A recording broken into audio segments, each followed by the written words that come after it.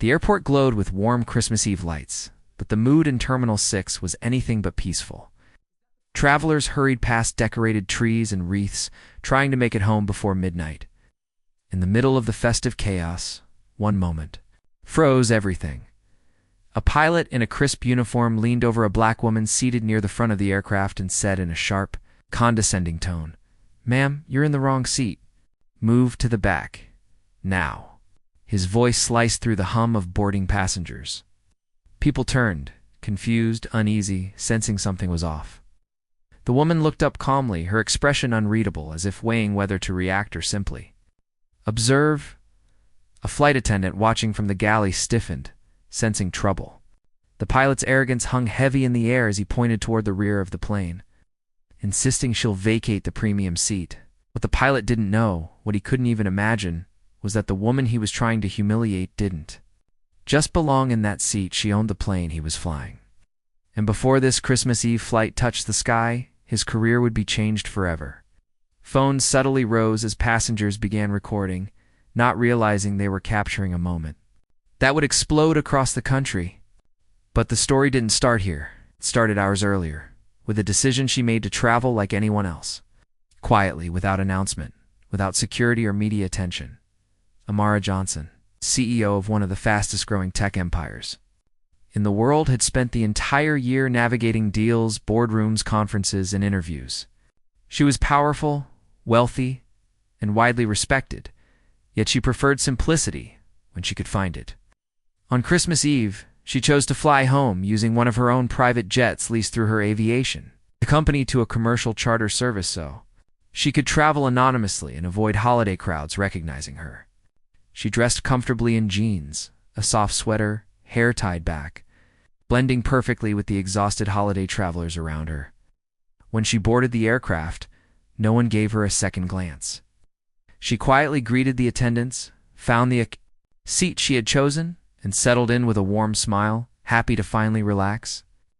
But upstairs in the cockpit, Captain Richards was having a very different evening. Known for his rigid personality and ego-driven approach to authority, he had already been irritated by delays, crew requests, and a fully booked flight. He scanned the flight roster, didn't recognize Amara's name, and assumed she was just another last-minute upgrade who slipped into a premium seat. His frustration boiled over, and instead of verifying anything, he charged into the cabin to confront her. The moment he saw a casually dressed black woman sitting near the front, he made a snap judgment, one that would haunt him. With Christmas Eve tension rising and passengers already stressed, he chose hostility over professionalism. What he didn't realize was that the woman he was trying to intimidate had built an empire from grit and intelligence, had fought harder battles than this, and had faced discrimination her entire life without ever letting it break her.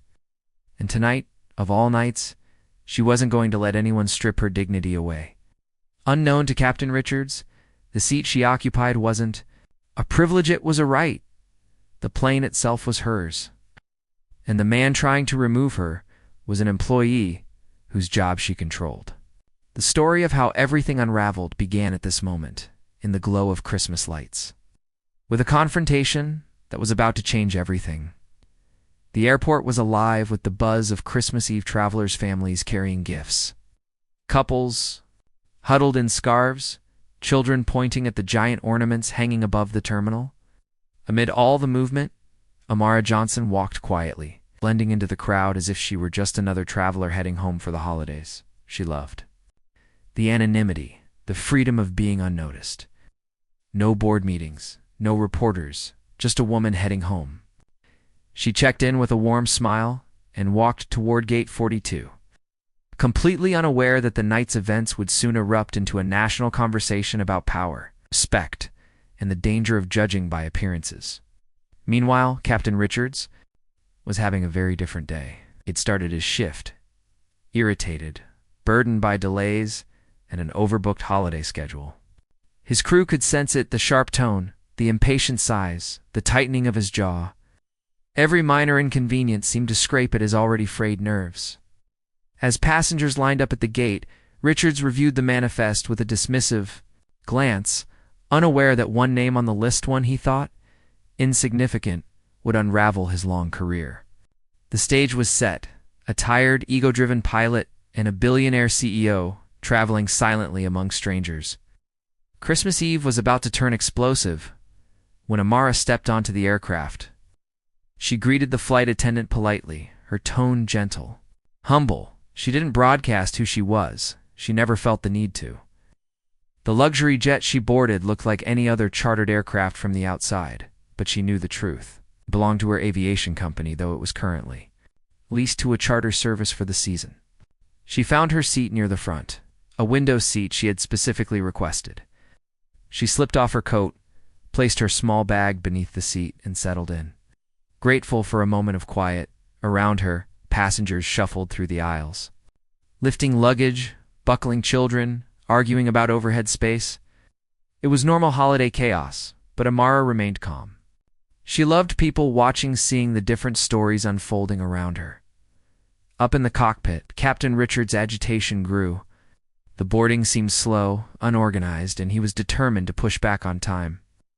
When he stepped into the cabin for a final check, he noticed Amara in a premium seat. Something about the sight irritated him, a casual-looking woman, dressed plainly, alone in a front-row seat. Without checking the manifest or asking the crew, he made an assumption, a wrong assumption, one that would end everything he thought he controlled. Captain Richards approached Amara with an authority that bordered on hostility. He didn't greet her or smile. Instead, he leaned forward and said sharply, "Ma'am, you're in the wrong seat. This section is reserved. You need to move to the back now." The passengers nearby froze, sensing tension. Amara looked up slowly, surprised but composed. "I believe I'm in the correct seat," she replied softly. Richards, ignoring her calmness, snorted. "No, you're not. Don't argue with me. Stand up and move." A few passengers exchanged uncomfortable glances. One whispered, "Why is he talking to her like that?" A mother hugged her child closer, sensing the disrespect masked under the pilot's authority.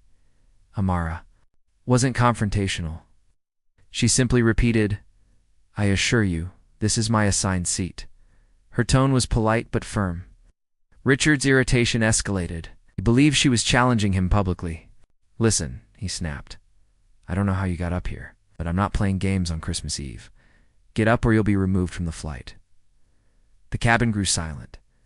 His words echoed with an ugliness that stirred something deep inside Amara, memories of moments she thought she'd left behind. She took a breath, steady and measured, and said, "You're making a serious mistake." As the pilot's voice rose, so did the unease among passengers. A businessman across the aisle quietly lifted his phone, pressing record. A teenage girl nudged her mother, whispering, "Why is he being like that?" She didn't do anything. The tension thickened like fog. People weren't sure whether to intervene or stay silent. But they knew one thing: this didn't feel right. Amara's posture remained steady, dignified. She didn't argue or raise her voice. She simply watched the man towering over her, waiting for him to realize his own behavior. She gave him every chance to correct himself, but he doubled down instead. Richard scoffed. "This again? I don't care what you think your ticket says. Move now, or security will escort you out." A murmur spread across the cabin. Even those who had been busy with their holiday excitement were now glued to the unfolding drama. The flight attendant in the galley felt her stomach drop as she overheard the confrontation. She knew the passenger in seat 1A. She recognized her immediately, but the pilot clearly didn't, before she could step forward. Richards crossed his arms and said loudly for the entire row to hear, "Some people just don't understand where they belong." Those words, dripping with arrogance and coded insult, sparked outrage and set the stage for the truth to explode. The senior flight attendant, Maria, finally moved forward, her face pale with worry.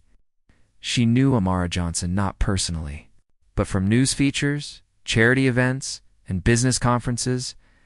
Amara was a global icon, not just for her wealth but for her humanitarian work. Maria had even once attended a Women in Technology gala where Amara was the keynote speaker. Her heart pounded as she approached the pilot. "Captain," she whispered urgently, I think you should take a moment. That's Amara Johnson. Richards rolled his eyes dramatically. I don't care who she claims to be. Maria shook. Her head, no, sir. She really is. She owns. But Richards cut her off mid-sentence, voice dripping with contempt. Maria, I didn't ask for your opinion. Handle the rest of the passengers. I'll handle her. Dismissal stung. But Maria's panic grew even more. She knew this wasn't just a misunderstanding. It was a career-ending disaster unfolding in real time. She glanced at Amara, who gave her a small, reassuring smile, as if to say, Don't worry. I've dealt with worse. That single look sent chills through Maria. She realized Amara wasn't upset.